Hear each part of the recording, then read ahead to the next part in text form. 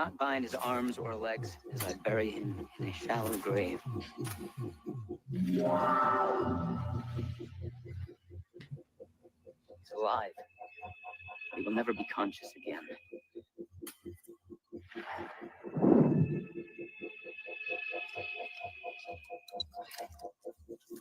He won't know that he's dying. I don't need him to.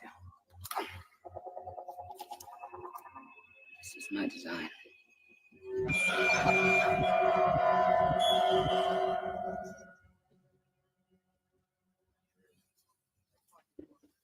I think your family's leaving. We drove separately.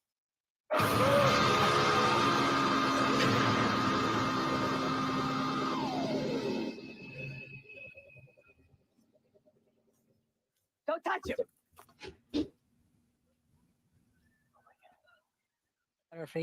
Delphi. Hello guys, how are you? I hope you can hear me well. That was William Graham from the TV show series Hannibal.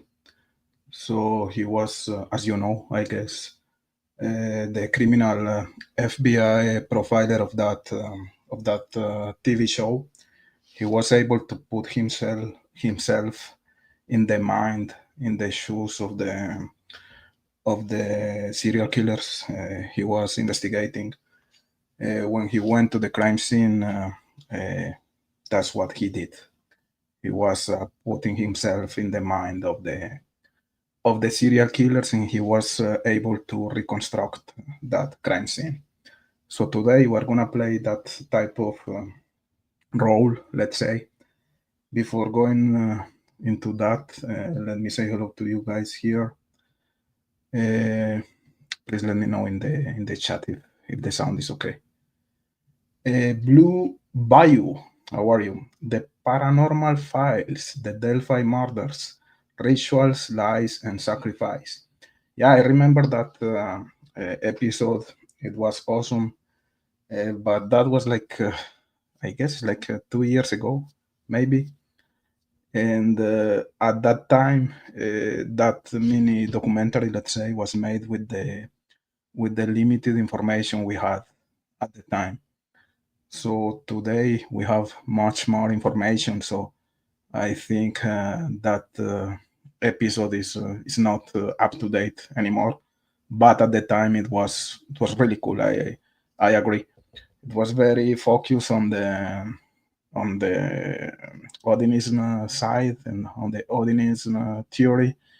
But again, that was 2 years ago. I think it's not up to date again. However, it was great. I agree with you. I think it has more than 1 million views. It's awesome. Nana Boomer is here. Hello, Nana. How are you? Love and light to all. You have become my favorite live. Sometimes I'm a lazy lurker. You are genuinely warm and inviting, along with being interesting. Okay, thank you for the compliments.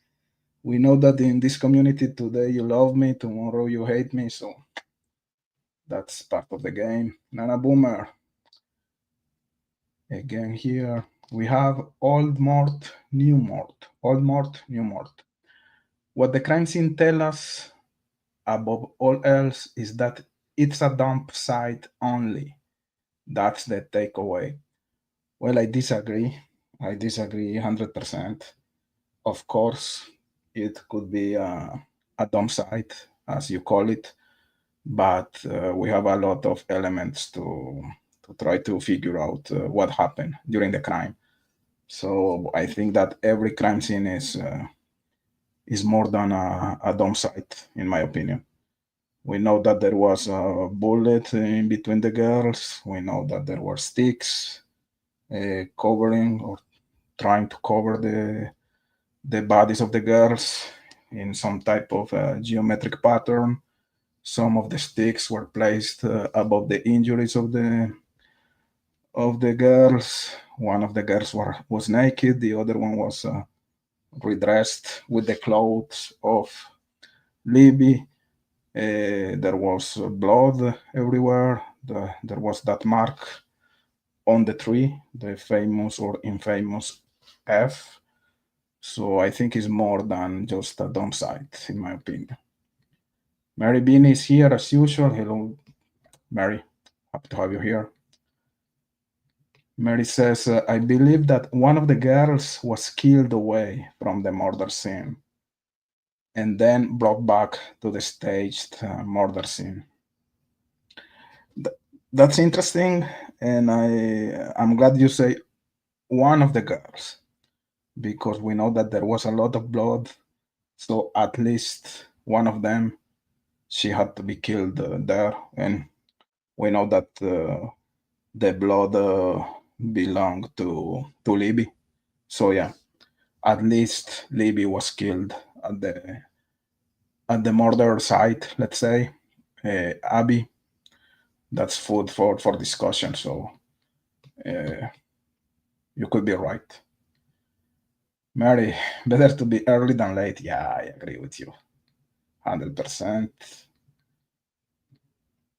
Some comments are not appearing in Nana Boomer's phone. That's weird. We have our good friend Sindal from the Netherlands. Again, what's going on with your driver, man? Verstappen did a boo boo today. I think he lost the championship already, in my opinion. But for you, RC99 is here. Hello, RC. Luis Cuevas, how are you? Happy to have you here. Blue Bayou, I don't have a channel. I recommend Cryptex watch the podcast I mentioned. Yeah, I was talking about that at the beginning of the live. Again, it was a very cool episode, but it's not up to date anymore. We know that we have a lot of information today that we didn't have at the time. But I agree, it was a nice episode. The sound is good. Thank you so much, Luis, for that. Love the Terminator poster. I am me too. I found it yesterday. It was a good deal, so I said, why not? I'm a big fan of Terminator. Amaya is here. How are you, Amaya? Happy to have you here. Ooh, the electric workout is here. How are you feeling? Cyber Warrior, nice to have you here. According to Blue Bayou, the expert said gunshots are never part of a ritualistic killing. But ritualistic doesn't mean Odinist, doesn't mean satanic. Ritualistic is just a ritual in the mind of the killer. So the whole stick situation, even the bullet, that could be a ritual for the killer. We don't say that ritualistic is necessarily like a satanic or a Odinist or something like that. Not necessarily that type of ritual. Simdal says, like the stream. Yeah, guys, please hit the like.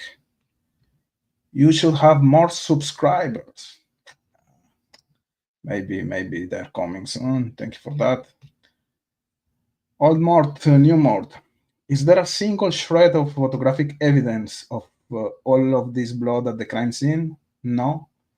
Then how do you know? Well, we saw some of us. We were able to see some crime pictures.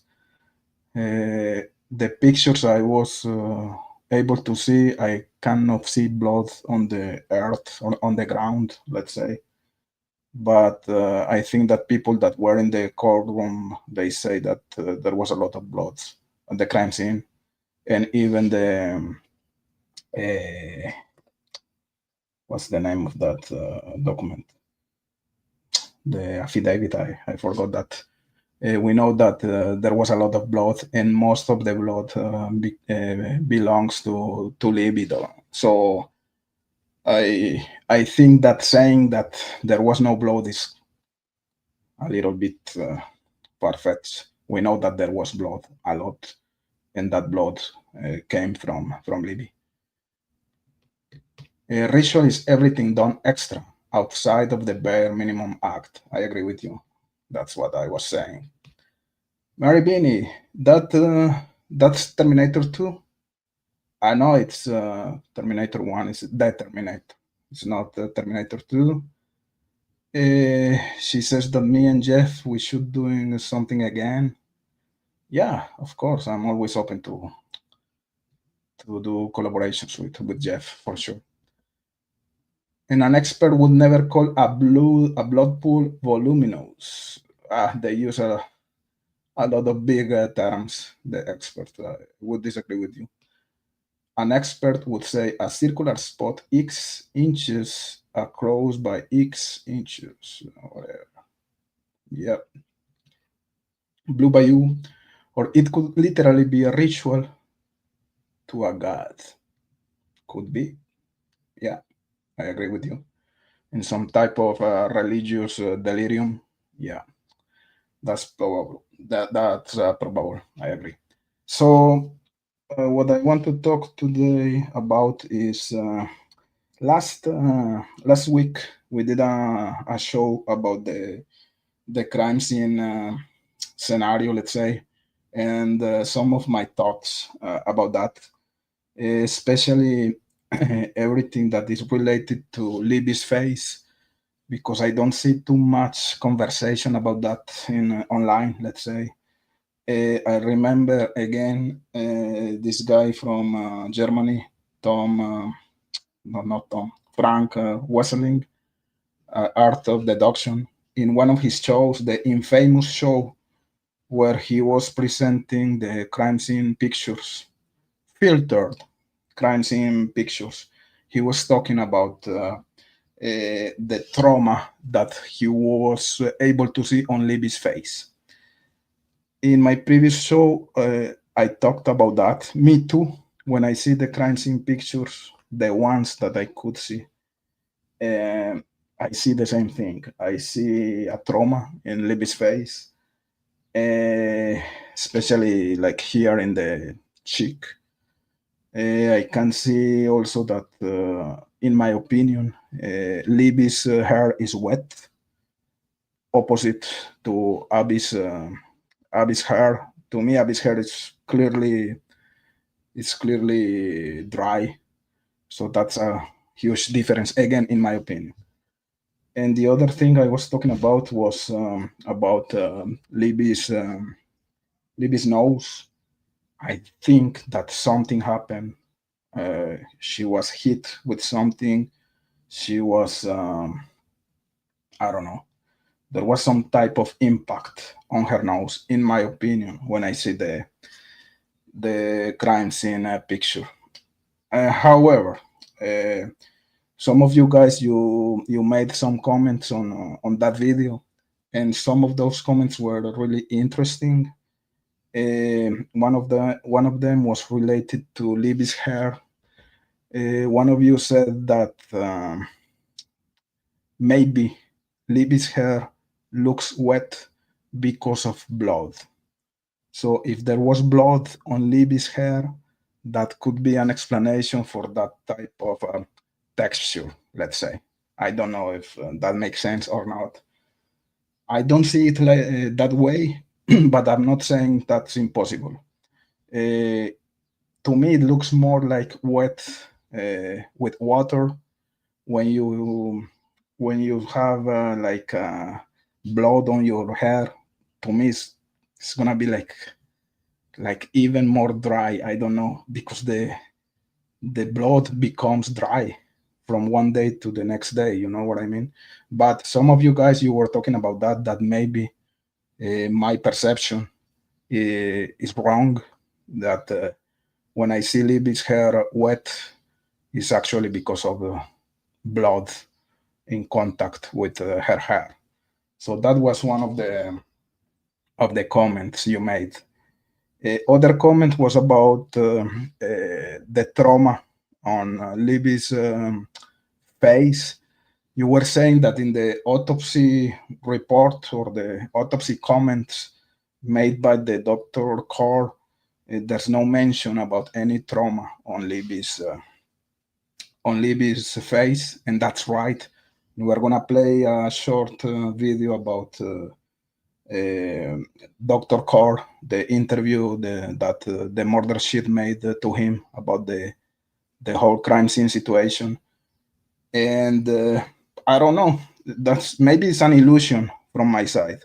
I can see a trauma, but it could be just blood on her face with some dirt that makes like an illusion of some type of uh, inflammation.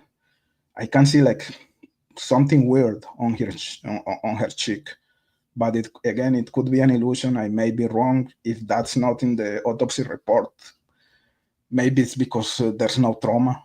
And you were commenting also that when the girls were in the funeral, let's say, inside their caskets, their faces were visible.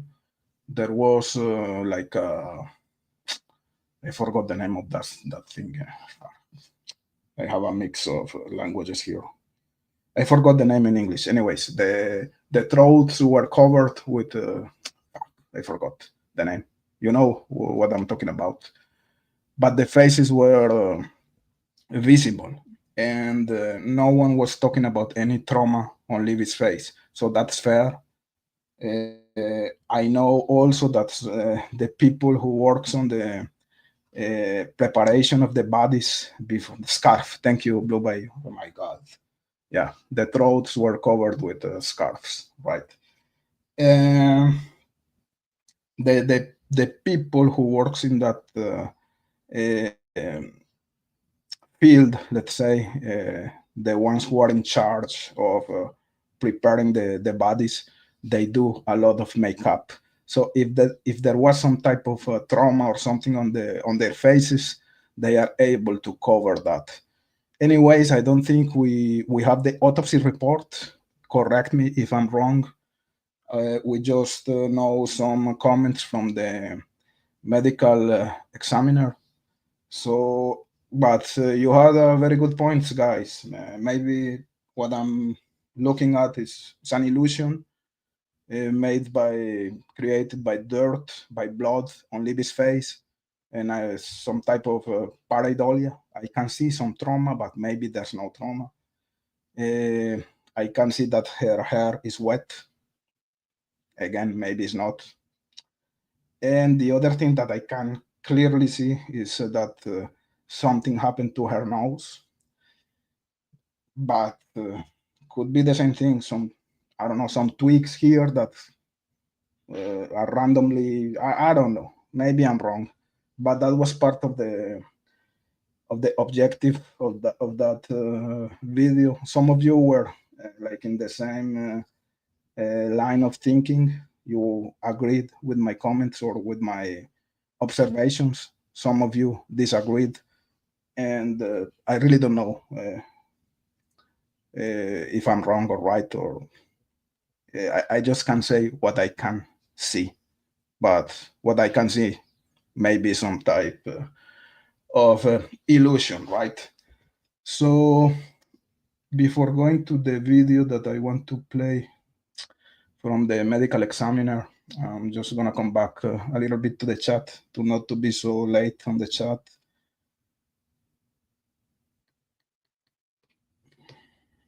Give me 1 second here, guys. Blue Bayou. Think people get too carried away by profiler sometimes. It is exactly what it looks like. Yeah. Toffer is here. How are you, Toffer? We have a good crew tonight. Mr. E. Mr. E is here. Mother of Dragons. Mary, what you're saying is correct, Cryptex. That what makes me think one of the girls was killed away from the murder scene. I really don't know. To me, it's clear that at least Libby was killed there, but I'm open to the possibility that Abby was taken away from that site.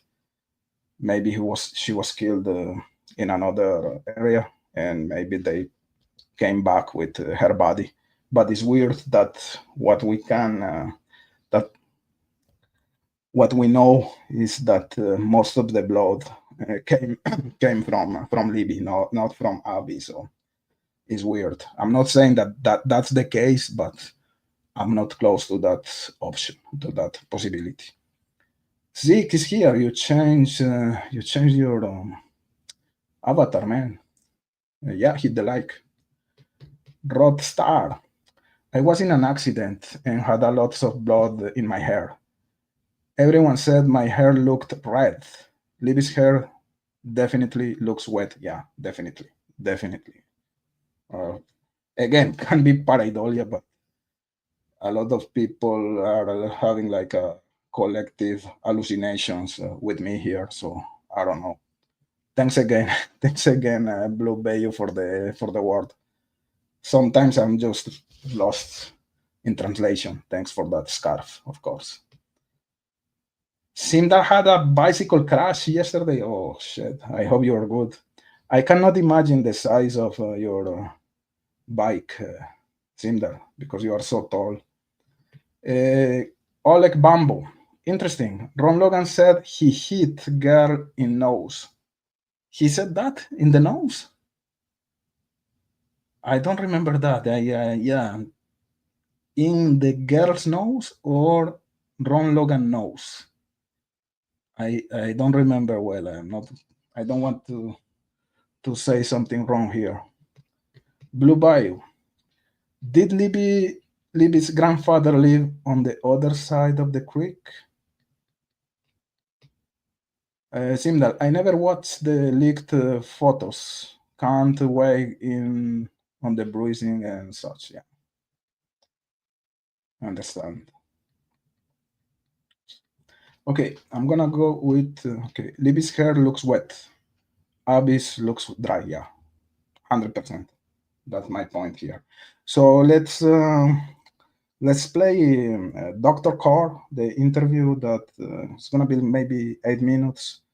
We're gonna stop from time to time, and let's see what's he gonna say about the crime scene situation, and then we're gonna talk about the sticks.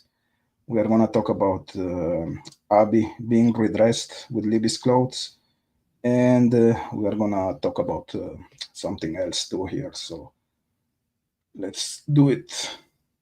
Is literally 100 miles from Terre Haute, and there's no good way to get there. I mean, when I had to go up to testify, it's a very laborious route. However, I was working on a case one morning, the day that the state police were up there. And again, I mentioned, the state police have CSIs that, work out of each district. And when one's busy, then the next one over kind of, cover for them. So over the years, I've gotten to know a lot of them in western part of Indiana, but I also have been asked over the years to help train them. And so usually kind of one of their last baptismal things before they hit the road is on their own is the head of the CSI program would send them to spend the day with me. And I just kind of sit down in my office, say, okay, this is how you interact with coroners. These are the laws that apply.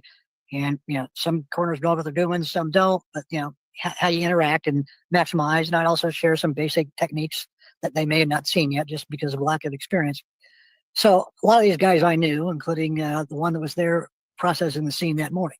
So I'm in the middle of an autopsy and phone call comes into the morgue and, one of the people with clean hands, one of the police officers there answers it and says, state police need to talk to you. I said, okay, well, take a message. I'll call them back in about 20 minutes when I'm done. He said, no, they say they need to talk to you right now. So I degloved and said, okay, what's up? And said, well, we're at a horrible scene and we need you to do the autopsy. I said, okay, well, where are you at? They said, we're up in Carroll County. I said, okay, what's that? Well, outside of Delphi. I said, okay, why are you calling me? He said, well, we know you. We're specifically requesting you do the case. And at that point, I said, okay, well, I'll be more than happy to do the case. However, state police cannot choose who the coroner is going to order to do autopsies. So that has to come from the coroner. So if he or she says fine, great. And I say, give me a second. And about 3 seconds later, they stick the coroner on the phone and he says, yeah, Dr. Coroner, I'm requesting you to do the cases. I said, okay, tomorrow morning, 8:00, we'll do our first one. And so we started getting things in place. So that next day, early in the morning, they showed up with the bodies and did one after the other and had a bunch of very serious, very somber investigators working this case. And I could tell from the initial phone call this was something really unusual because these people usually are not quite that somber and serious. Cops, you get to know each other and they tend to be, I won't say callous, but just not super formal. And you could just tell from the tone of their voices this was bothering them, everybody at the scene. So, typical case, I get a quick briefing as we're getting ready to put the body bag on the table. And then as we work, I generally keep a dialogue going the whole time. I need to be able to ask them questions about scene findings, circumstances, what we know. At the same time, I'm giving them feedback about possibilities. Are you seeing this? No. Are you seeing this? No. And so we got the first case done, got cleaned up. I went back to my paperwork in the second case. And in the course of doing so, like any other case where there's females involved, we did a full sexual assault case examination. We collected all the samples. And of course, when you're dealing with young people, you get personally invested. I mean, obviously I take a personal interest in every single case I do, but it kind of ups the ante when you're dealing with young females that are that age that are. And I think that's why we, as let's say YouTube creators, or you guys as just true crime fans, or just spectators, viewers, we are so involved in this case. So it's the same for him, and that's what he's saying. He became so involved in that case because of the age of the girls and the whole crime scene scenario, let's say. He said that, of course, they did the whole sexual attack kit swabbing, let's say. According to the information we have, there's no sexual attack, but I don't know. I want to see the results of the autopsy. To me, that's still something that is not definitive. I don't know. I want to see the autopsy report to conclude, or just to be sure that there was no sexual attack. But my understanding is that there was not. Obviously been brutally murdered for no good reason. This was kind of out of nowhere, and so everybody was taking this very soberly. So we proceeded with the case and collected everything, and thereafter I really didn't hear much back. Practically no communication. From time to time, when I'd see state police officers, I'd ask them, said, any updates? And no. And then finally, about 2 years ago, things heated up again. And of interest, as things started getting, warming up now and getting ready to start proceeding, I still hadn't heard from the prosecutor's office up there in Carroll County. I'm starting to read newspaper accounts that, there's been gag orders placed by the judge. Finally, not quite a year and a half ago, we started getting involved. And we started off with a Zoom conference call with myself and the investigative team, including the prosecutors that were involved, because they had multiple prosecutors, their investigators, and then things kind of started getting some momentum. After that initial Zoom conference we had, within a week or two, we had a face-to-face sitting around my kitchen table. They all came down to Terre Haute and go over cases, photographs, scenarios, results of other investigations. Up to that point, I'd never seen the scene photos. And it had been at that point, 5 years roughly since I'd actually seen the bodies myself, and all the photos had been taken by state police, so I didn't have access to those. So I start getting provided all these things that I'm going to need along the way. And then we started meeting on a somewhat regular basis after I'd had a chance to review the pictures, come up with, my impressions of how things may have played out. And eventually it got to the point where it was just one of the prosecutors who had been designated to be working with me. And I think of the three prosecutors, each one had a designated group of witnesses they were dealing with. The one I was working with, we developed a rapport, and we met, probably half a dozen times, either by Zoom or in person. We did have a deposition a year ago in February with the defense, and started considering all possibilities. One of the things that I've got to do as part of my case is not only look at the facts, but try to look at things that are going to be potentially defense arguments. It's one thing to say, this is what did happen, but I also have to be able to say this could not have happened this way. Maybe totally ludicrous suppositions. Again, defense attorneys do what they have to do, but at the same time. So what he's gonna say is that, in his opinion, the whole Odinism hypothesis is far-fetched, in his opinion. if it's a totally bogus argument they're making, we need to be able to say, no, that's absolutely no way that could have happened. Along the way, one of the things that I got involved with was the whole theory that had been proposed by the defense of this being a ritualistic killing. And so I looked at that in terms of what I know about rituals and what I know about the scene that I saw and the injuries I found and so forth. I had to try to come up with ideas of potential weapons because these were very unusual types of wounds on these two young ladies. But anyway, at the deposition we had in February, I described one of the wounds on the girls as looking almost like it had a serrated edge. I mean, I think it's probably well known and not, divulging anything that can't be said. So the realization that the murder weapon was potentially a box cutter is coming soon here from this guy. That these were sharp force injuries.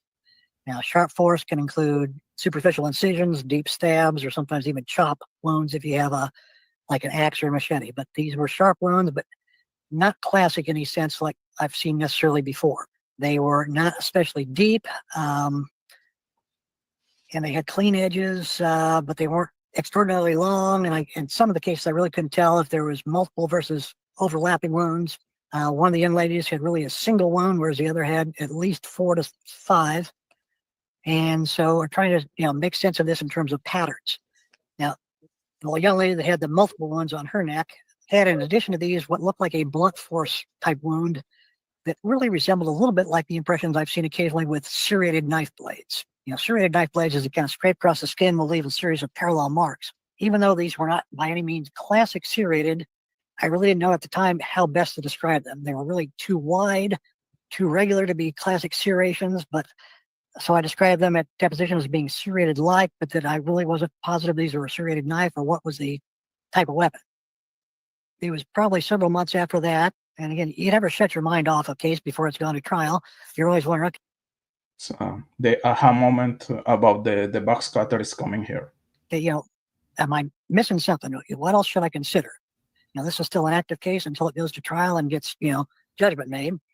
And I happened to be in my garage looking over at my workbench, and hanging up on a pegboard in my garage, I had a box knife that had a raised rubber set of marks on the side of it for a thumb grip that were about the right width and the right spacing to perfectly replicate the wound I'd seen on this young lady's neck. And I had one of those eureka moments like, oh my God, that would be a perfect explanation how this would happen. And if it was a box knife, that would also explain why these wounds were so sharp and clean looking, why they were not especially deep. That makes sense. When we finally came to trial this past fall, that was brought up. Well, as you might expect, the defense attorney was a little upset to hear about that and brought up the fact that I had not mentioned that as a possibility during the deposition. I said, well, at the time of the deposition, I hadn't considered it. This was something that showed up months later, just out of the blue. And he protested a little bit, but really didn't take it too far. But of interest, there was one other twist in this story. Because you got 3 different prosecutors, I don't know to what degree they all communicate every last bit of data, because there's a tremendous amount of information and a large number of witnesses, and they can't share absolutely every last single detail. But I testified, and then I was following the trial in the news media thereafter to see what other people were saying about this and how the trial was going. About a week and a half later, they reported that one of the prison wardens where he'd been held happened to be one of the people he had confessed to when he finally started making multiple confessions. And when he confessed to this prison warden, he admitted to him that he'd used a box knife and then disposed of it in a dumpster. And I was, dang, then I guess I was kind of on track. That was some type of how convenient, huh? Almost at the same time, Richard Allen confessed about the box cutter. This guy, he had like the eureka moment, the aha moment. So, of course, that was a huge win, let's say, for the prosecution, because they were able to connect one of the Richard Allen's confessions, which was the box cutter, with the late conclusion of the medical examiner realizing that the injuries on the girls were made by a box cutter as well. What they didn't expect is that Reese Davis, he confessed, or he gave a testimony, a written testimony, on 2017, where Ron Logan confessed to Rizzy Davis about the crimes, and the murder weapon mentioned by Ron Logan was a box cutter. So that was like a an ironic game, uh, ironic result, let's say, from that game that the prosecution was, in my opinion, trying to play here. I agree that according to the nature of the injuries, the most probable murder weapon was a box cutter or something similar to a box cutter, because as he said 2 minutes ago, the the wounds were very clean and not too deep, and there was that type of serrated blade pattern, let's say. But what is weird is the timing. He realized that just at the time of the process of the trial of Richard Allen. How convenient. But of course, as we know, prosecution, law enforcement, they are very incompetent, and they didn't think, they didn't remember, they didn't realize, or maybe they did, but they thought that nobody was able to remember that Rizzy Davis had that information in 2017, the information about the box cutter. So we're going to continue with the testimony of this guy. He's going to finish soon. I know that some of you don't like murder shit, but I think that this testimony is important for the sake of the discussion today. And then I'm going to come back to the chat, and we're going to play some cool video I found about the box cutters. So let's continue here, guys. Be patient. I know you don't like murder shit, but this information is important. And I know that maybe you already know that, but it's part of the discussion today. Sense kind of validated. I'd never heard that information, that had been testified or confessed to this warden until I read it in the paper, week and a half after I testified. And it might have been helpful. We still got the conviction, but that might have been one more bit of information to have connected those two dots, saying, okay, Dr. Core theorized this without knowing about it, and then this guy kind of confirmed it. So what I think, and I'm very suspicious about this, I'm not saying that he's lying about the box cutter being the murder weapon, but I'm not sure that he's being honest about that realization. To me, when Richard Allen was confessing everywhere to everyone, and he mentioned the box cutter, law enforcement, Holman, and Nick McLeland, and the whole gang, they contacted this guy and they fed that information to him. Hey, can you check, can you verify if a box cutter could be the murder weapon? And then he came with the eureka aha moment.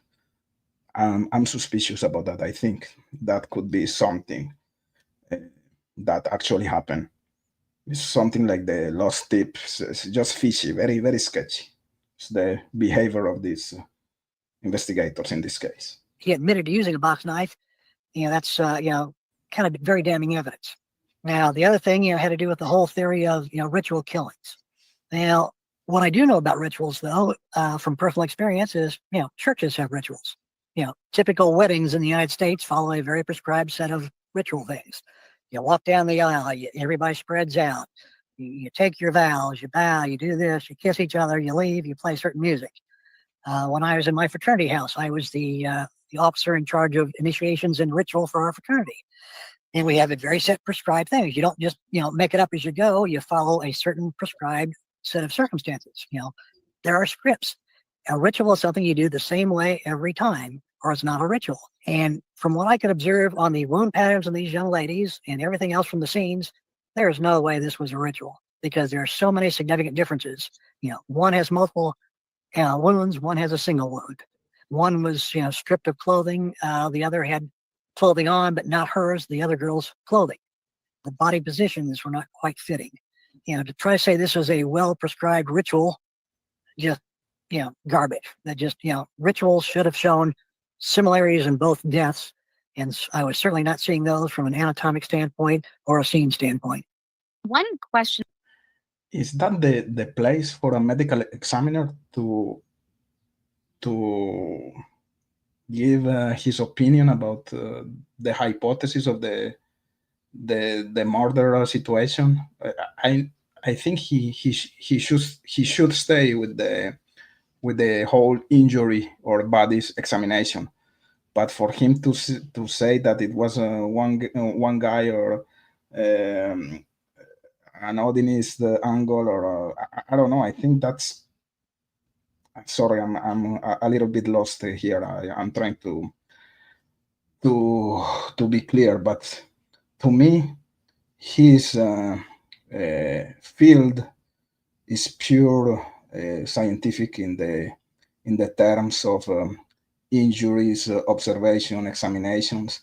But to go with the different hypotheses, like this was a ritual, this was not a ritual, to me that's not his place. You know what I mean? Why is he talking about that? Maybe I'm wrong again, but it's a little bit weird. He has to give his observations, or he has to put the observations in the autopsy report. What is the nature of the injuries? But going to the hypothesis about who committed the crime, and I don't know. To me, it's a little bit weird. But again, I may be wrong. I had for you, this just came up, and that was a bit dramatic moment with you mentioning the box cutter at trial. I do remember that very clearly. One other thing that intrigued me that you said on the stand was Abby had marks on her face that almost looked like the edges of duct tape, but there was no adhesive residue. Yeah, well, I mean, we got to look for subtle things, and we will document whatever we see, because sometimes it's not apparent on the first glance what it is, and you go back later, like the box knife pattern. But there was a very faint, very straight line across her mouth that looked like it could have been from duct tape or something with a straight edge. But you document those sort of things because they may mean something later. I remember a case, one of the ones that shared with me from Dr. So that's a very interesting information, that there's a potential utilization or a potential use of duct tape placed on the mouth of one of the girls. I didn't remember that, so interesting. For Benz, when I spent time with him back in the early 80s, he'd had a cold case of a prostitute found in a motel in downtown Indianapolis who was dead. He'd not really been able to come up with the cause of death. It was just kind of a mystery to him, and he left it as kind of undetermined, but clearly a homicide. 6 months later, he went back through his files and had asked the police officers, "Are there any other photos that you didn't show me before?" Well, they said, "Well, yeah, we got some. We'll send them over to you." Well, when he got the photos, something he'd not been shown earlier was a pillowcase with a perfect imprint of a woman's makeup. Eye makeup, eyeshadow, rouge, lipstick, just on the pillow. And obviously, whoever murdered this woman had held a pillow over her face and suffocated her that way. Only our murderer knows exactly if he did something to her mouth to cover it over, and whether he tried to suffocate her or anything. But we looked very closely for signs of adhesive. We looked for tape residue. We looked for defensive wounds on their hands and arms and legs. Three more minutes with this guy, and then we come to the chat and to the next videos. Patient, guys, be patient. A case like this, you look for everything that could even possibly be remotely related, just to document, and you photograph it, you collect it, and you may not find out till 5-6 years later, maybe this is relevant and maybe it's not. And the prosecutor you were working closely with, that was James Luttrell, right? Yeah, James Luttrell, yeah. And I'm just curious, what was it like actually getting up there and testifying? Well, I mean, obviously it's not my first rodeo. I've been testifying, on, coroner's cases since, actually, first one of those was when I was right out of training in 1985. First time I got on a witness stand, of course, I'm, not knowing what to expect, and, attorneys try to intimidate. But as years have gone on, one of the things I've realized is I know more about the law than they know about forensics. And the fact that I've been teaching it for so many years and have been in court so many times that I I can anticipate a lot of things. And so in a case like this, I knew the defense was going to come after me because, if you can't attack the message, you attack the messenger. But, I'm confident enough, I haven't done this. I know what I'm doing. And I was once told by another prosecutor, he very much likes having a white-haired witness on the stand because it conveys a certain degree of wisdom and experience as opposed to some, fresh out of the gate, dark-haired fellow. But you get used to a certain style, and my style has evolved. And I've gotten excellent feedback over the years from many judges that I've known that have complimented me my style and how effective I am in front of a jury. In fact, the recent trial I did last month in South Bend, one of the options was to have me testify by Zoom, and that might have been effective. But I told the defense attorney that was retaining me, I said, I don't want to sound arrogant, but I'm much better a witness in person than I am on Zoom because I can kind of relate to the jury and make eye contact. So he was supposed to testify by Zoom.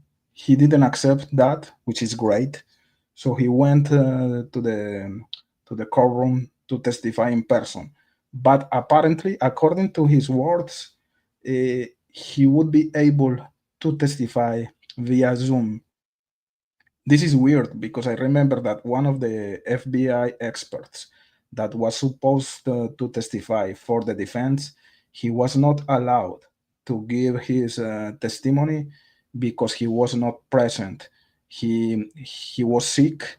He couldn't fly to the town where the process was being conducted. He wanted to testify via Zoom, and the judge she didn't allow that testimony. But this guy, he was supposed to be testifying by Zoom. So why that difference? Weird. With them and communicate better because I'm used to being in front of a classroom.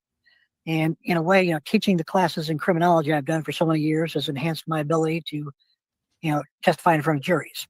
One of the things you have to do in these cases is not only, state facts, but try to explain to juries so they can relate to it. And for the most part, juries do not have the background in forensics. They may have watched a couple episodes of CSI, but that doesn't make them experts. And if you can really get down and explain to them in terminology they can understand, which means in a way you've got to explain complicated science in layman's terms, you end up being a pretty good witness.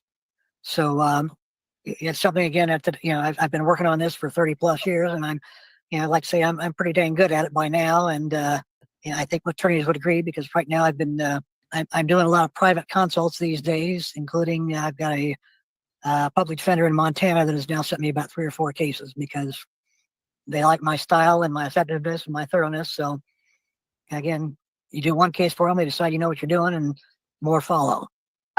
This has been wonderful.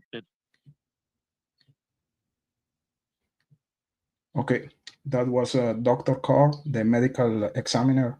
A couple of interesting things there. Everything related to the injuries of the girls, the realization of the box cutter as the murder weapon at a very, very suspicious timing. And I don't know. It's just very suspicious. Even if I think he's right, a box cutter is most probably the murder weapon, but the timing, he realized that the box cutter was the murder weapon, was very close to the confessions of Richard Allen about that. And again, the incompetence of law enforcement about that. Reese Davis, he mentioned the box cutter in 2017 during the confession of Ron Logan to him. We are gonna continue about talking about the box cutter soon, but let me come back to the chat, guys. So Zeke, Logan got hit in the nose in the scuffle, according to Reese Davis. Yeah, that's what I remember. Thank you for the confirmation because that was my recollection also. So it was not Libby's nose; it was Ron Logan nose. I remember that properly now. Blue Bayou, if prosecution tells us they crossed the creek, There must be a reason they would admit that, or to explain why they appeared to have damp clothes and apparently wet hair. Yeah. RC99, they messed up with getting this guy to say box cutter in light of the Risi letters. Yeah. What an ironic situation, huh? It's really ironic. It's crazy. Blue Bayou, unusual wounds. Why unusual? So no killer ever used a serrated knife. We know that a serrated knife or a box cutter could be a murder weapon, but that is not the type of weapon you're gonna choose to go to kill some people. If the crime was premeditated, you're not gonna think about a box cutter. I'm gonna take a box cutter to kill someone. It's not gonna happen. If you are used to have a box cutter with you, and the crime was not premeditated, at that in that sense, it makes sense. You can kill someone with a box cutter for sure, but it's not the weapon of choice. That's my point. And we're gonna see a video of a guy that is expert in box cutters, and he's gonna tell us some interesting information about that. The scene he saw. This is the guy that lied on the stand. Why do you say that he lied? Because of the suspicious timing about the box cutter? What a tangled web they weave. Why did they want him? Because he was the medical examiner, no? I don't know. Simdal, just like they retrofitted the timeline and the white van. Yeah. And the lost tip. A lot of things, timings here are suspicious. The timing when, what is this cop? The cop that was arrested, the one that Todd Click, the date Todd Click was arrested. Suspicious timing. Just right before the beginning of the process. The timing of the confession of Keegan Klein. He confessed, Wabash River, arrest of Richard Allen, another suspicious timing. The lost tip narrative, suspicious timing. The realization of the box cutter as a murder weapon, suspicious timing. A lot of suspicious timing here, guys. Finn, this is the list. I love Finn's comments. This is the least believable story ever. Yeah, I would agree with you. Same person that suggested a van? No, that was Dr. Wall. Finn, a box cutter is not serrated like at all. Some of them are. I think that some of them are. Nana Boomer, that's what I was trying to figure out. Did Nick see Reese's letter saying box cutter, and that was put in Richard Allen's by Walla, and then it was given to me, to medical examiner, to surmise and bring to the court? You said it. Look, I know that it sounds like a conspiracy, but it makes sense. It's just, again, the timing is really suspicious. Very, very suspicious. I wouldn't disagree with your theory here at all.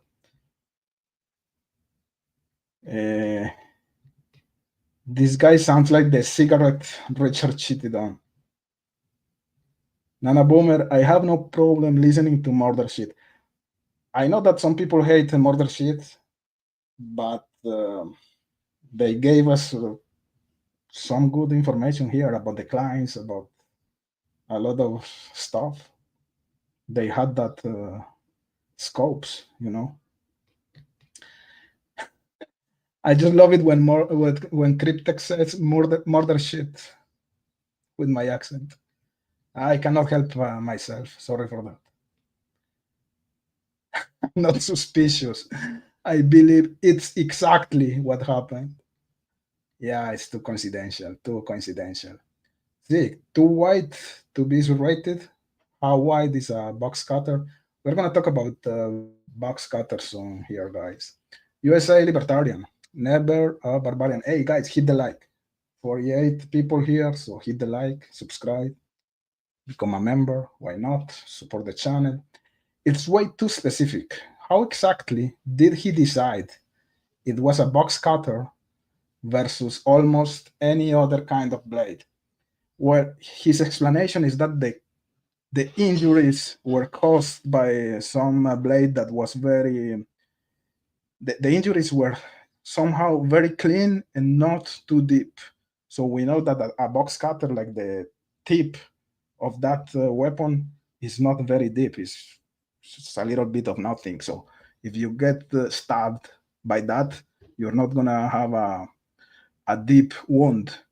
And on the other hand, the nature or the pattern of the injuries looks like some type of serrated like weapon. So at a very suspicious timing, he realized that the injuries could have been made by a box cutter, and I agree with that. That, to me, it's likely the murder weapon. Which is suspicious is the timing. You know what I mean? But food for discussion here. Finn, they make serrated box cutter blades, but then it would definitely appear serrated. A box cutter is gonna appear clean or serrated, not in between. Uh, it depends on also if the box cutter broke during the attack.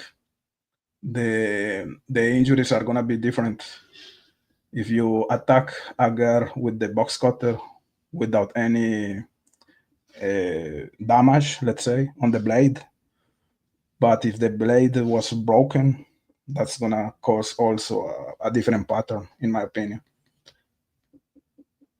A partially serrated blade is obviously what he was initially implying. Big Fish, listening, not really watching chat. I think Cryptex, also my best friend ever, Simdal. And hello to all. Yeah, thank you, Fish, for that. Thank you, Fishy. Thank you, Fish. Thank you, Fish. RC99, what is his expertise to say this shit?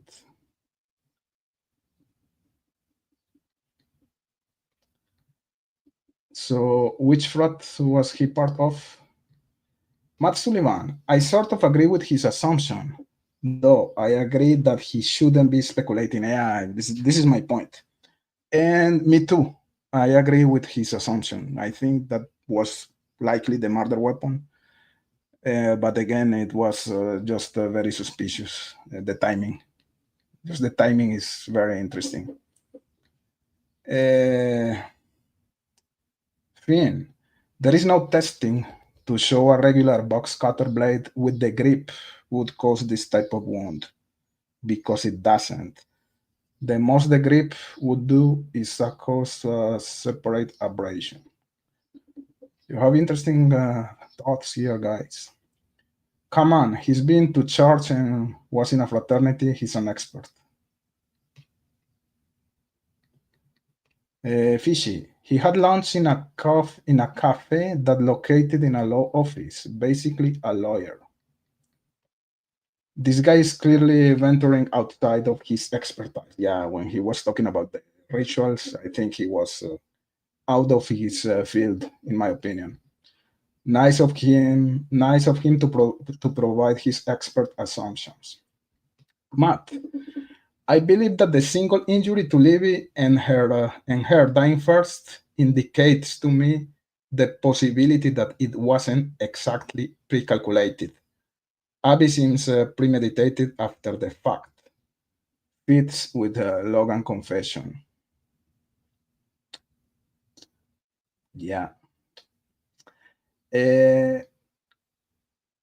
do you think that when Abby was killed, she was already redressed or not?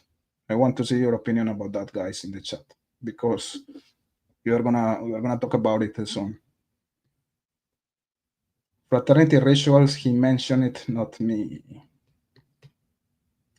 Nana Boomer, in autopsy, the medical examiner wasn't sure of the blade, yeah. Logan told Rishi he used the box cutter, yeah. Rishi wrote Nick about that, yeah. Who then mentioned it to medical examiner, who trial realized it was a box cutter, yeah. Look, it's not crazy. It's not crazy at all.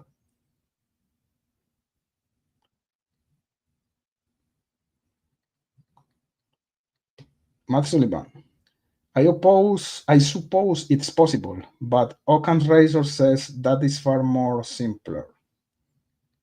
What are you talking about, Matt? I was a little bit lost. You were answering to someone and I didn't follow.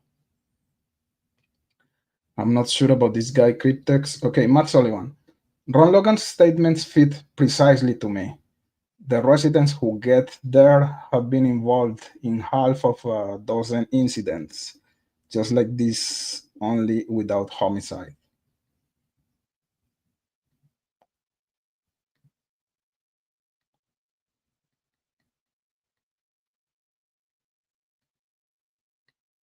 Let me go down a little bit here. Matt, Brad Weber just 2 years ago held several trespassers at gunpoint on the south side of the bridge. Yeah, that's true. He kidnapped two girls. I don't remember if it was at his garage, but yeah, I remember that story.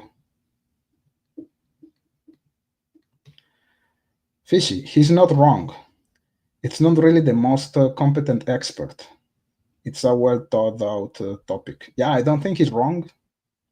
I think he may be right, but again, it's the timing when the information was released. That's suspicious to me, again. Paul Dickinson, state has the burden of proof. Defense doesn't. Not shilling for a ghoul, just a fact. That's true. Zeke, reading your comments, now I can train Elvis Fields to be an experienced surgeon in under 40 minutes. Oh, come on. The guy is not that bad. It's just timing again.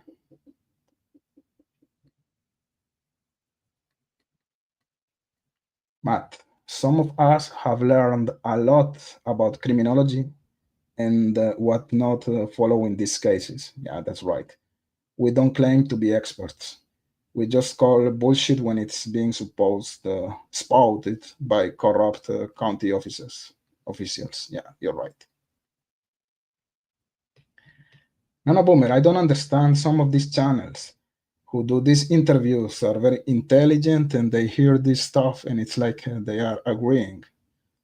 Yeah, some of the interviewers are very friendly with the guests, which I can understand, but at some point you have to challenge your guests as well, no? Because if not, it's not productive as an interview. But the information was productive anyways. Matt Sullivan, the state didn't prove guilt. They cheated. I agree.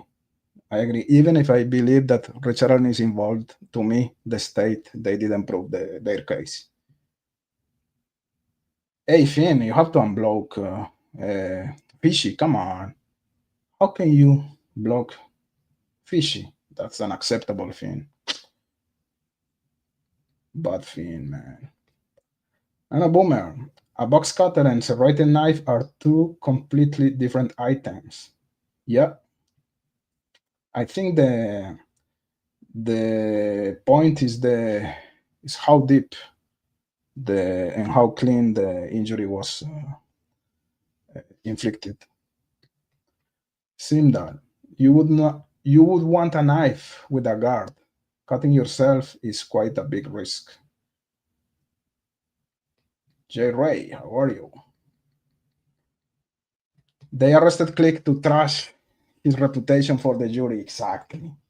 Again, the timing was very, very suspicious.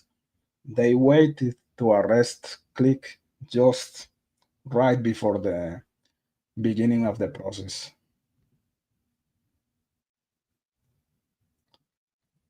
Thank you.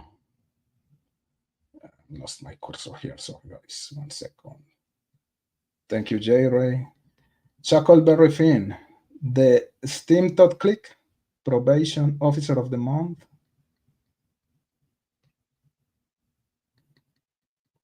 Matt, the charges mean everything. They charge him with falsifying records to destroy his testimony. It's obvious. And if he did something wrong, he has to pay. But again, it's timing here.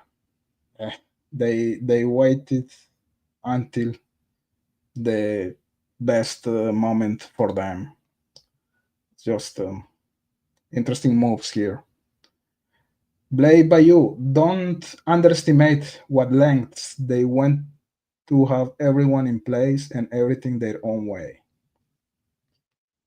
Have you noticed they haven't made a movie about Delphi? It's because it's unbelievable. There's no way to make it near plausible and stay true to the story. I think a movie is coming at one point, like in the case of the West Memphis 3. Somehow the crimes are a little bit similar, let's say. A movie is going to be made, maybe showing the different hypotheses around. Sunday soapbox. I have to step back. I'm going to wait and redo the whole case in a year or two. Hopefully there will be an appeal. By then, the Brisky video and the discrepancy. I still feel like Kelsey did something. I think he knows more than she says. For sure, she has more information that she said in public. And a boomer. I never seen a serrated box cutter, so I look it up. Funny after reading, its ability seems that would be blade of choice. Okay, let's come back to my support material. Let's see. Let's go with Rishi Davis 2017, the confession Ron Logan made to him about the box cutter. The defense called it newly discovered evidence that is so significant it entitles Richard Allen to a new trial. It's a confession to the killings of Abby Williams and Libby German made by Ron Logan, who owned the property where the girls' bodies were found. The confession apparently took place inside the Newcastle Correctional Facility, where Logan was serving his sentence for a probation violation. It's there that he got to talking with another inmate in his cell block, Ricky Davis. In a letter signed by Davis in June 2017, he recounted Logan's confession, writing, quote, "He told me he was the one who killed those girls, that it got out of hand. He walked with them in the woods to his property. The girls wanted to turn back and said something about calling the police." Logan apparently went on to say that he, quote, "grabbed the youngest girl to reassure her it was okay. However, they panicked and he also panicked." Logan indicated he ended up cutting the oldest with a box cutter. He went on telling me that he killed both of them because it was taken too far. At the time of that supposed confession, the fact that the girls' throats had been slit and that a box cutter was the likely murder weapon were not public knowledge. In fact, it wasn't until the trial late last year that the forensic pathologist who performed the autopsies testified that a box cutter was the likely murder weapon. Now, looking back, they're able to say, well, with that box cutter information, that opened the door. Once they put box cutter and they had a suspect who confessed to using a box cutter, we definitely should have been able to get into at least this other suspect. However, Judge Fran Gull ruled that the defense team could not put forward any theories about other potential suspects. In the early days of the Delphi investigation, Logan was a prime suspect, so much so that the FBI was able to secure a search warrant for his home. It's unclear if they ever found anything connecting him to the murders. But Allen's attorneys say that confession and the details in it exculpates Mr. Allen and would probably produce a different result at a retrial. Logan died of COVID back in 2022. The prosecution has yet to respond to these claims or any of the others made in these filings. Our legal expert told us that right now it is too soon to tell how or even if this will affect Richard Allen's conviction for the murders. In the newsroom, I'm Max Lewis, Fox 59 News. Concern. Donaldo, estoy buscando es. Give me just 1 second here, guys. I'm gonna advance this video. So that was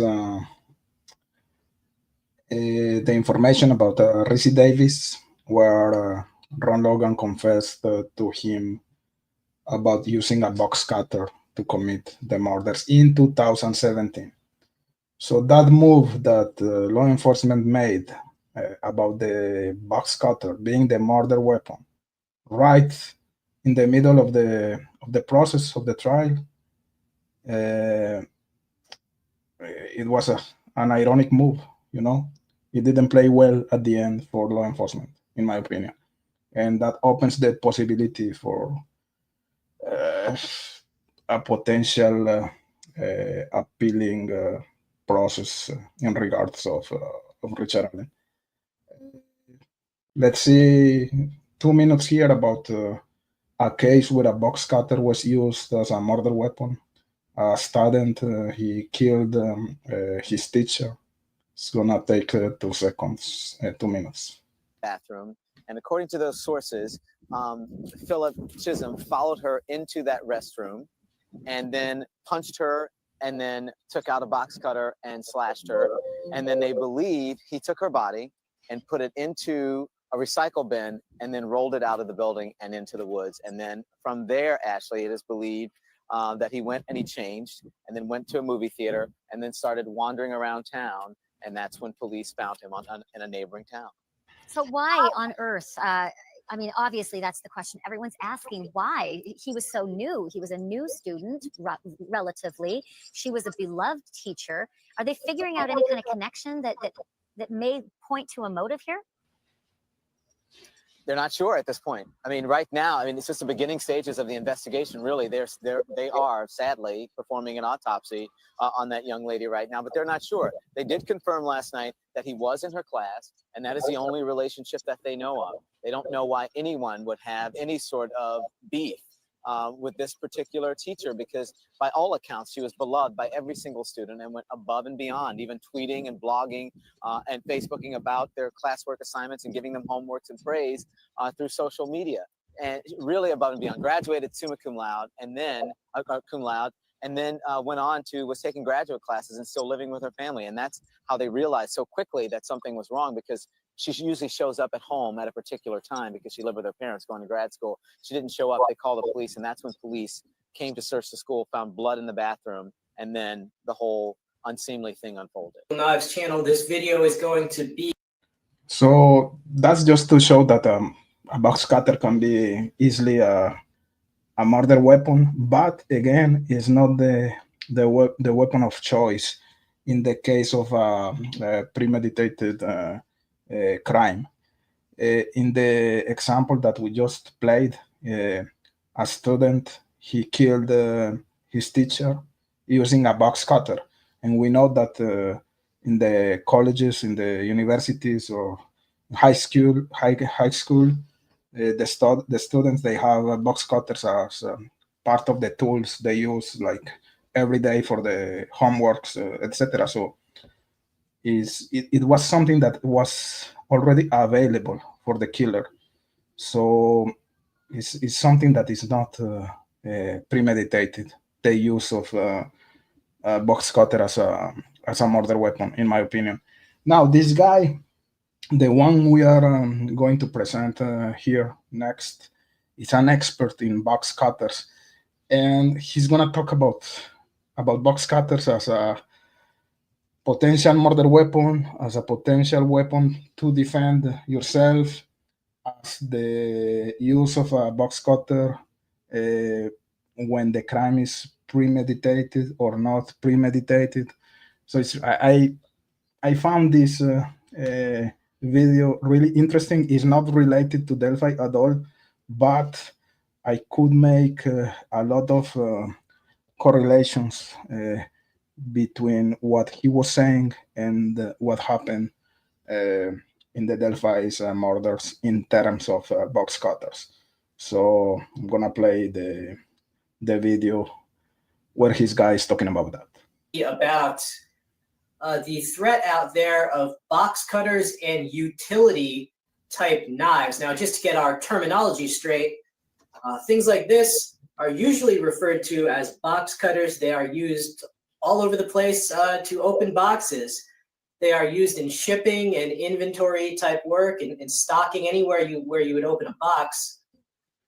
Whereas blades like this are usually known as utility knives. They basically have replaceable razors. All right, utility type knives. And these are used in the same way as box cutters and for much the same purpose. Whether you're talking about this type or this, they're made for drawing cuts, which is a pulling type of motion to make a long, shallow cut, right? To usually to open a box. And some of these fold up, all right, and you can kind of flick them out if you release the lock. Let me tell you a story. About 4 years ago, I had a subscriber down in Australia, about 19 years old, a bodybuilder, weightlifter type. He went to a nightclub and he ended up getting in an altercation. He ended up getting slashed with a box cutter or utility knife, and a slash across the lower abdomen. And he never saw the knife. The only reason he knows is because after the fight was broken up and the dance floor was cleared, the bouncers, the security, they actually found the utility blade on the floor, with his blood on it. But during the fight, he never even saw the blade. He just felt the blade. And he said it cut him pretty bad. He went home, he put a bandage on it. He woke up, he was covered with blood because it bled right through the bandage. I think he was okay, but a lot of blood, sure, definitely not very pleasant. And that story is typical. I wanted to make this video for a long time because I think these are very underestimated as a threat out there when used as a weapon, especially among we who use high quality blades, and we are very into cutlery. We think of a box cutter as oh, that's just just generic junk. But these things are a real threat out there for three reasons. Number one, box cutters and utility knives are everywhere. They are ubiquitous, meaning they are universal. They're never going to ban them because just like you can't ban kitchen knives, they're needed for industry. I mean, I have a lot of subscribers that do warehouse work, inventory, shipping, stocking, and they all have box cutters for their job. It's everywhere, every big grocery store, so you're never going to get rid of box cutters. They're everywhere. They don't cost anything. You can get one for $1 at a typical, at a dollar store, hardware store. So they're everywhere. They're accessible. They're cheap. They're widely available. These are the AK-47. These are the AK-47 of cutlery, basically. Cheap and widely available, and they can do a lot of work. The second reason why a box cutter and utility blades are a threat is because the blade is so short, it's really hard to actually see one of these in someone's hand.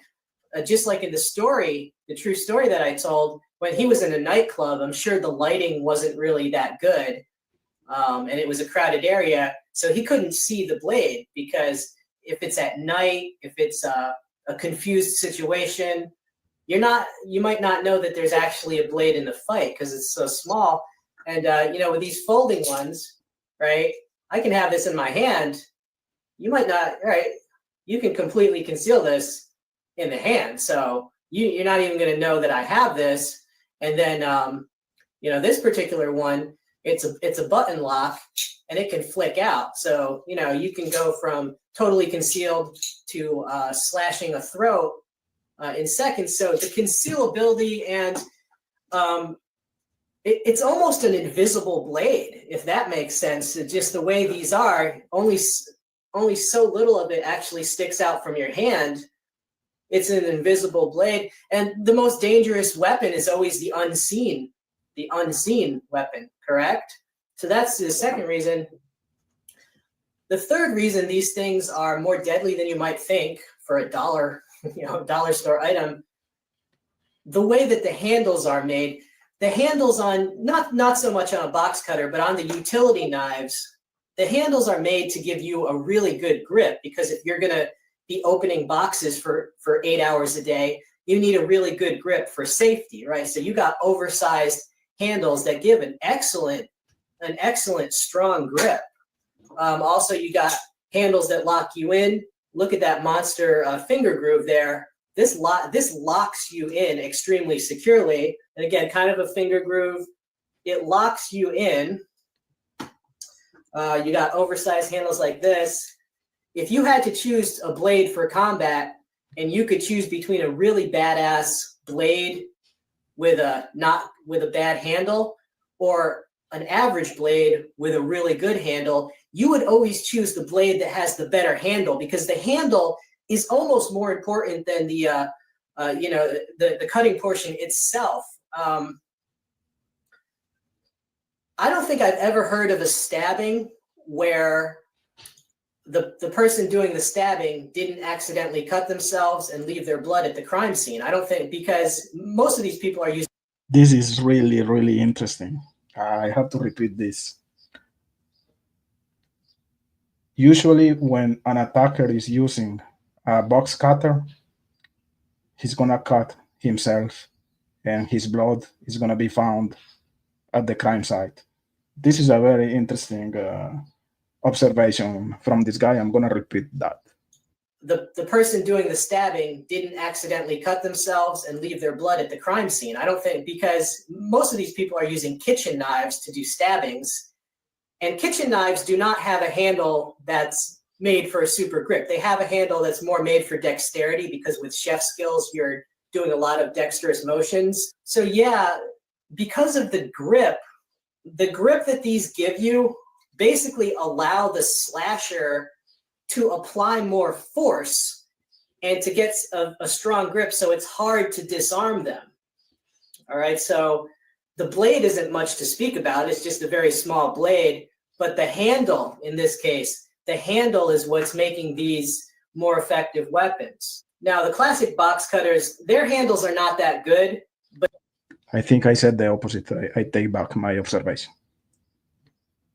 In the case of a box cutter, it's not likely that the attacker is gonna cut himself. So I take back that. I understood the opposite. But these are even more concealable. I mean, these are so concealable. I mean, that they're even more deadly in terms of you're not even going to realize that there's even a cutting implement in the fight. Now, do I recommend these as a defensive weapon? No, because as a knife enthusiast, I know that there's much better stuff that a person could use. Now, of course, if you get stuck in a situation where you don't have anything else, well, then obviously, I mean, if you need a weapon and, grab a rock, grab a stick, and if you happen to have a box cutter from your job and you're backed into a corner and you feel fear for your life, as an improvised weapon, then fine. But as a weapon that you intentionally carry because you think it's a good weapon, no, I don't recommend carrying a box cutter as a. I agree with him again. If you are gonna commit a crime, you're not gonna use a box cutter as the weapon of choice, for sure. So I agree with him. So that could indicate that the crime was not premeditated. That the attacker, he had a box cutter with him, and he killed the girls with a box cutter, but his intention was not to use the box cutter to go outside to commit a crime. It was like in the middle of the sport, let's say. Attacker or attackers. Weapon yourself, it's more of a, it's more of an offensive weapon. For example, the advantage of it being hard to see in your hand, that's an advantage for a person attacking someone. But for a defensive weapon, you're not trying to assassinate someone. If you're defending yourself, you actually want them to know that you have a weapon so that they might leave. Now, you might not always brandish your weapon. If you don't think that would be good, then you might conceal a defensive weapon. But in general, if you're talking about something concealable and invisible, that's more of a help to someone that's trying to go assassinate someone, you know what I'm saying? And as far as the use of these as weapons, you know, these are slashing weapons. They're draw cutting, close cutting, as well as slashing weapons. So they're going to be used at a longer range in a strike like so, or they are used at extremely, extremely close range like so. So they're used as slashers or as close cutters. That is how they are used. They are not used for stabbing, obviously, because they're not long enough to do much, although you could, but it's just, I've never heard of them used that way, and it's just not that effective. But, you know, slashing is not nearly as deadly as stabbing with a longer blade. However, it is freaking terrifying because just a few slashes is going to produce so much blood and pain. As a slashing weapon, it's a terrifying weapon to be confronted with if you're just like a normal everyday person. The idea of getting you slashed up, even your face slashed up, it's a terrifying weapon. So even though it's not necessarily as deadly as like a bayonet or a dagger or something in the heart, for the purpose of the criminal who's trying to intimidate you, control you, maybe take your property, or maybe intimidate you into, you know, letting him sexually assault you or something like that, or maybe just a pure hate crime. Just a pure hate crime, you know, they want to slash up your face or whatnot, or maybe a mentally ill person. You never know. There's many reasons why a person could get violent, but the point is, these would not be very effective in warfare, for example. Like, you're never going to have like a commando, you know, who carries a box cutter to kill the enemy. But for the purposes of the criminals and the nutcases out there, this can inflict a lot of pain and blood and terror in your average law-abiding citizen. Now, as far as defense against the box cutter, you know, that pretty much goes beyond what a single video can cover. You know, the defense against this is the same as the defense against any weapon, really. It helps if you have a weapon of your own. It helps if you can keep your distance. If you can't escape or keep your distance, it helps to counterattack very viciously if possible. There's no real easy answers, but you know, I can't make someone invulnerable to box cutters by posting a video, so I'm not going to try. This video is just to let you know about the threat, why I think these are. You're very likely to face these in some areas. This is like the weapon of choice of thugs. All right. Oh, and I am going to do a video reviewing some of these, not as.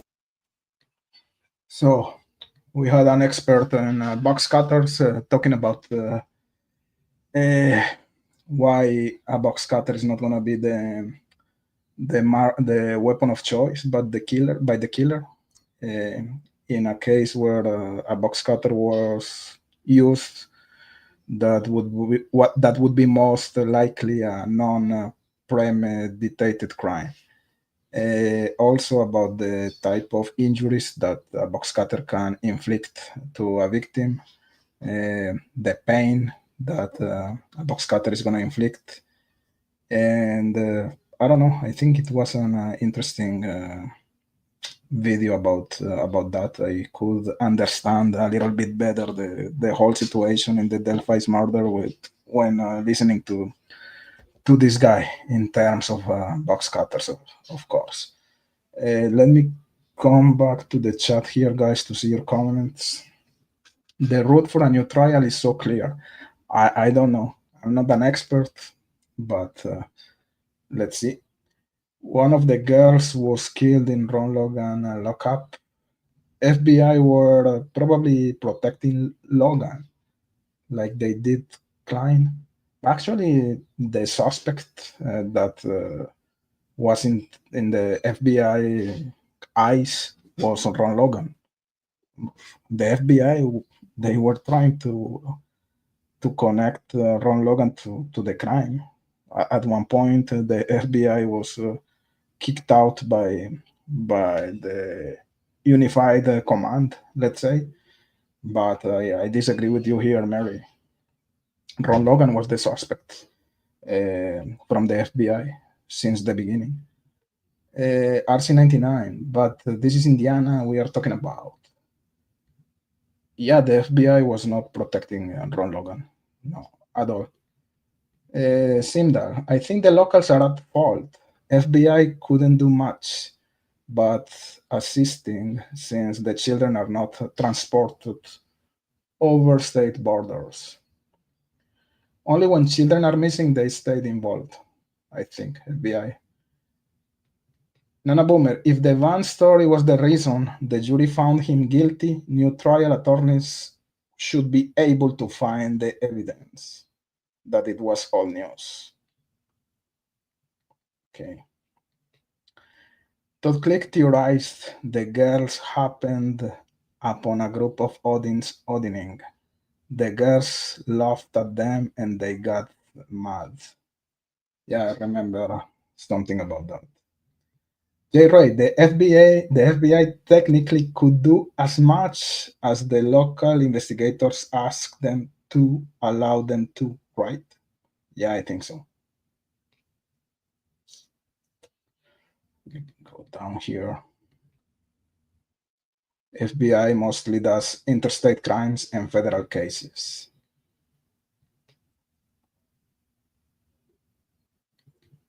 Matt Sullivan. The FBI was not protecting Logan. Yeah, I agree with you 100%. He was the killer according to them. Yeah, that was I was saying. Carter removed them for this. Yeah, I agree.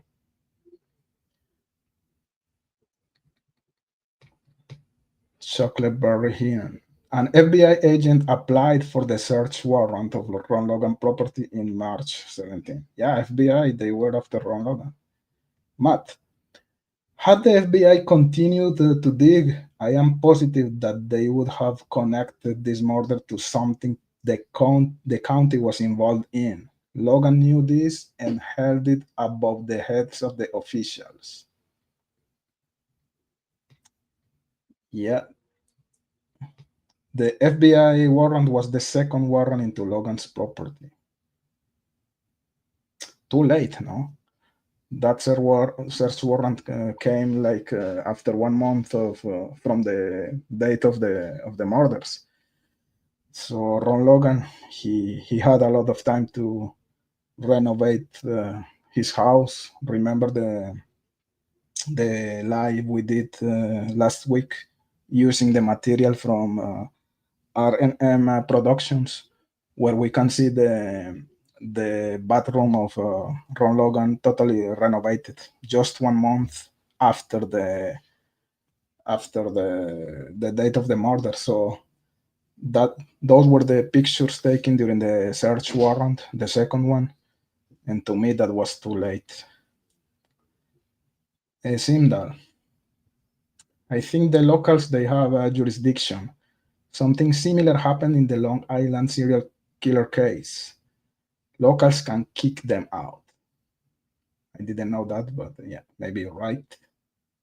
Yes, the first search warrant was for his probation. Matt Sullivan, the sheriff wanted to keep things low key. After all, he had been allowing things to go on in the county for years. I truly believe this. By having all of these Saul Goodmans, they were safe.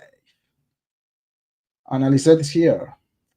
He's talking about stabbings, not a box cutter or utility knife. No, he was talking about the box cutters.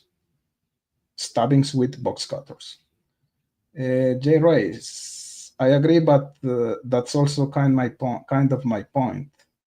Like, why would the locals kick the FBI out? Yeah, good point. Sunflower. It's very suspect Ron Logan disappeared. No obituary, nothing. Annalise, a big issue with a box cutter or similar is that there are multiple disposable blades. Concerning Delphi, I'm surprised a blade didn't break off and get left. Yeah, I don't know. I think it depends on the type of box cutter. When I was doing the video or preparing the video for today, I saw a short where one guy was trying to break the blade of a box cutter using another tool, and it was really hard. He couldn't do it. But other guys, they were able to break the blade very easily. So I'm like 50-50 here. I used to think in the same sense of your comment, Anna, but when I was preparing the live today, I saw that there are counter examples.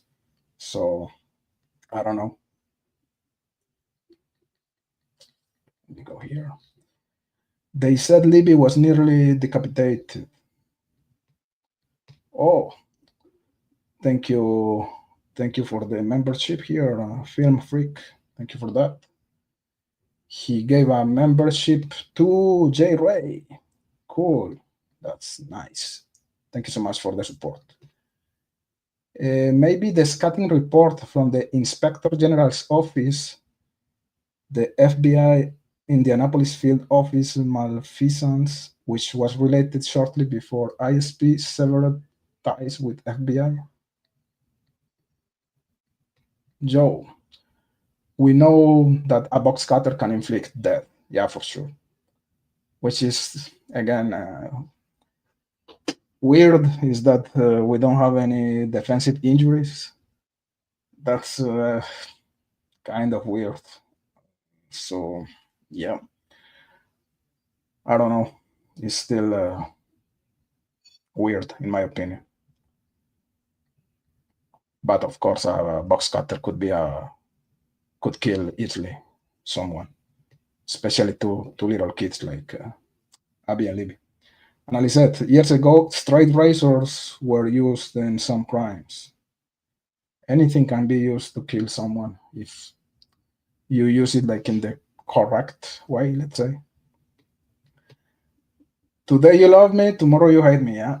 This is what it is here in this community. J. Ray, that autocorrected Nali said, psychopaths are born that way.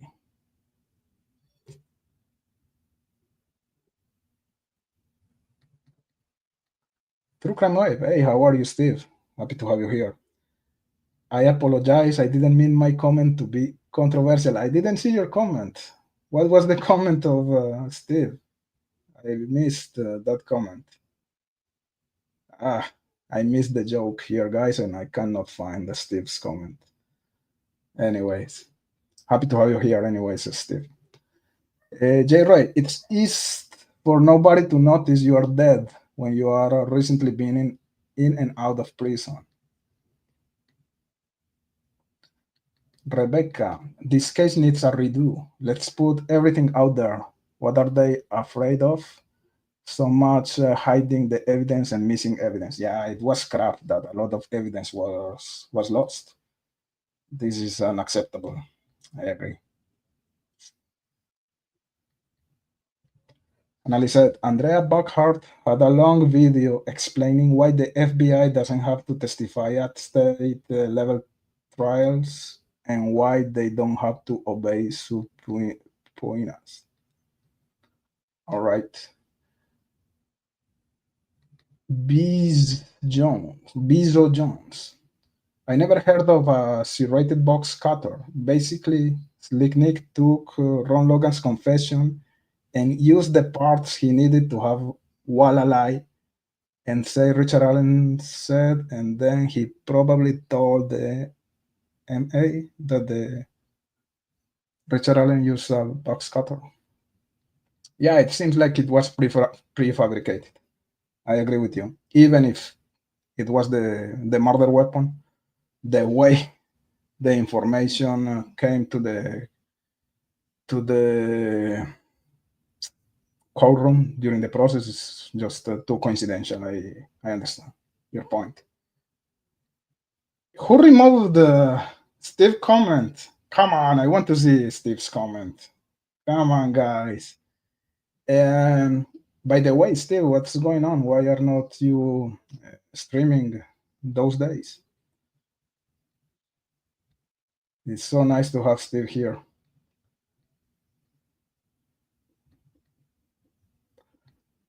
So yeah, no. You cannot remove Steve comments, guys. That's acceptable.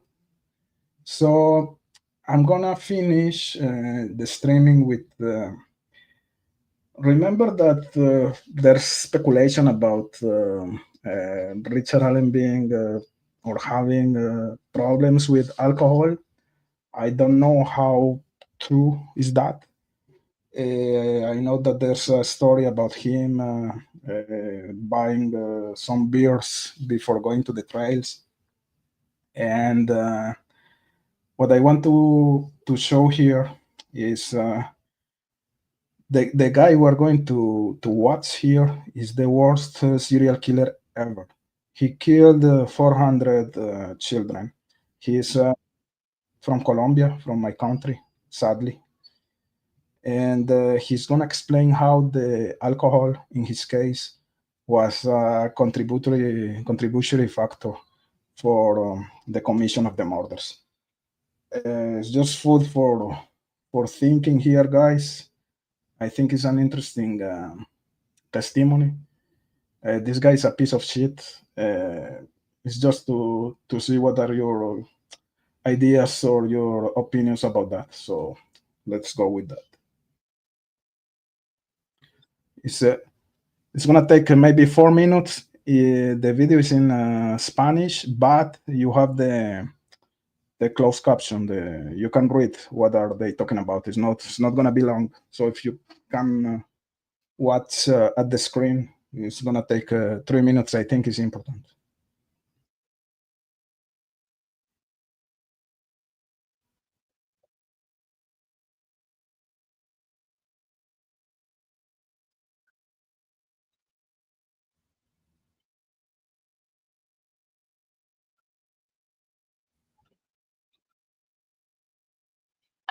La moda.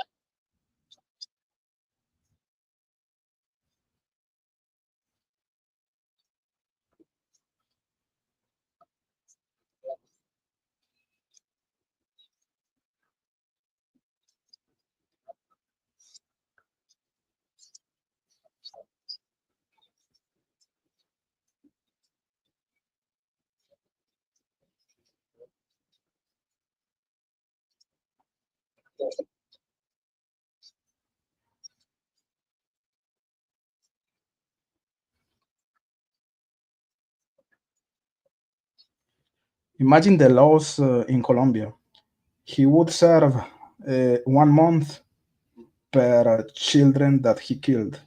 He killed almost 400 children.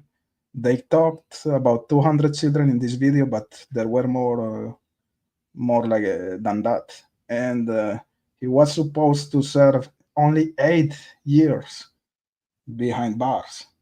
Today he's dead. He died in prison, thank God.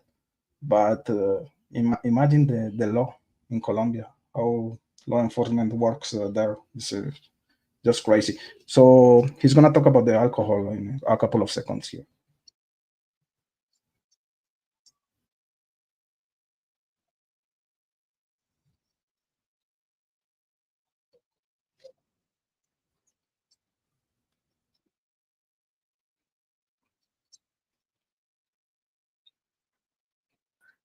Oh shit, guys, sorry for ¿Qué le this. impulsaba a matar? No. I was talking alone. Sorry, I didn't show my screen. Excuse me, guys. Sorry for that. Okay, so yeah, let's play the 2 last minutes here. Sorry, I was lost. I didn't share my screen. That's me. Ahora, por lo menos unos 8 años. 8. 8, si acaso. ¿Qué edad tiene usted? Yo tengo 60 años. O sea que con 68, 70 años podría estar de nuevo en la calle. Más o menos. Es decir, va a pagar un mes de cárcel por cada niño asesinado. Sale muy barato matar 200 niños. Para ello, yo estoy de acuerdo con lo que usted dice. Para lo que yo hice, muy poco.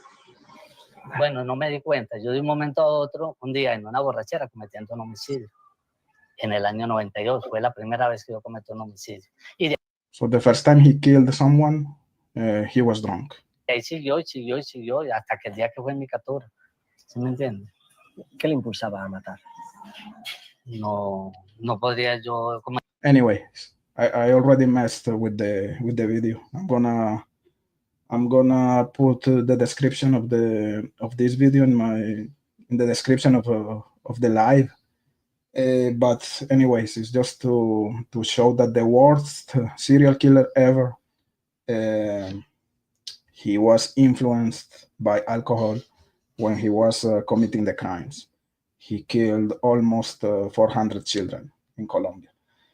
So just trying to do some type of connection here with the murders, the Delphi murders, if we can do that. I'm gonna read the last comments. It's gonna be almost like 2 hours here, and then we're gonna say bye bye, guys. So, hey, yeah, I lost the comment. Come on, guys. We need the comment again in the chat. I have to understand what was the joke. Come on. Sunflower. Okay. And I said, according to report, the weapons expert, Carr, had a eureka moment after hearing Richard Allen's confessions and looking at his own workbench. Yeah, that is so unbelievable. But the move didn't play well for law enforcement because of the Reese Davis confessions, or the Ron Logan's confessions to Reese Davis about the box cutter in 2017. Seems that I always get drunk before scaling large bridges. Oh, be careful, man. Be careful. Yeah, he was. He was the medical examiner. You're right, Shackleberry Finn. Yeah, I know. Sorry, Cinda, for that. Come on.